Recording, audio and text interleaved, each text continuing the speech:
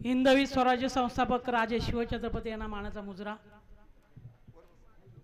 पोलादपूर तालुक्याचे नव्हे तर अखंड हिंदुस्थानचं महाराष्ट्राचं स्फूर्तिस्थान नरवीर तानाजी मालुसरे यांना अभिवादन।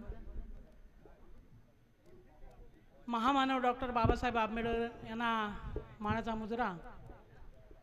राजमाता जिजाऊ राजमाता अहिल्यादेवी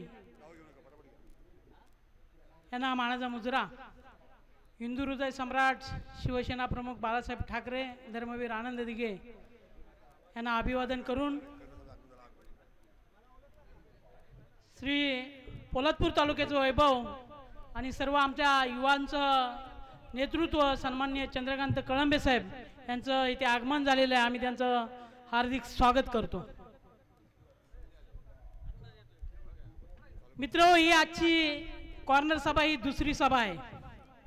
आता नुकतीच पोलादपूरला एक सभा झाली आणि दुसरी सभा आज आता इथे देवळे जिल्हा परिषद गटाची पितळवाडी इथे होत आहे।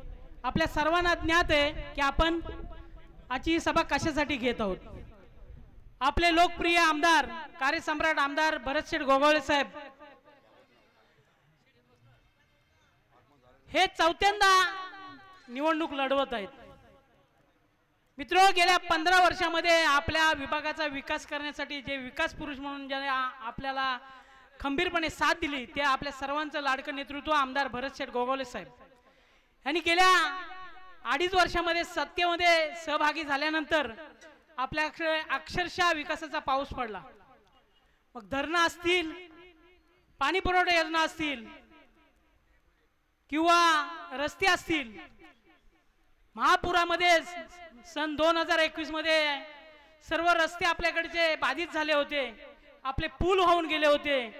संपूर्ण आपलं पोलादपूर पुन्हा 15 वर्ष पाठीमागे गेलं होतं। ते पुनर्वैभव उभं करण्याचं काम जर कोणी केलं असेल तर सन्माननीय आमदार भरतशेठ गोगावले साहेब यांनी आणि श्री चंद्रकांत कळंबे साहेब यांनी। आज आपल्याला प्रत्येक गावामध्ये विकासाची कामं दिसत आहेत आणि म्हणूनच आपल्याला या पुढेही आमदार हवा तो भरतशेठ गोगावले साहेबच हवेत। कारण विकास फक्त करू शकते ती फक्त शिवसेना करू शकते आणि आपले भरतशेठ गोगावले साहेबच करू शकतात हे आपल्याला त्यांनी दाखवून दिलेलं आहे। म्हणून आमचं ठरलंय आम्ही पुन्हा चौकार मारणार आणि पुन्हा चौकार मारून आमदार भरतशेठ गोगावले साहेब यांना प्रचंड मतांनी निवडून देणारच हा निर्धार करून आज इथे जे जमलेले माझे शिवसैनिक आहेत, माझे बांधव आहेत, त्याने हा निर्धार पक्का केलेला आहे। आणि म्हणूनच 20 तारखेला आपण 2 नंबरला धनुष्यबाणाचं बटन आहे ते धनुष्यबाणाचं बटन दाबून आपण त्यांना प्रचंड मतांनी निवडून द्या हीच भावनी चरणी प्रार्थना करतो आणि येथे थांबतो। जय हिंद, जय महाराष्ट्र। या ठिकाणी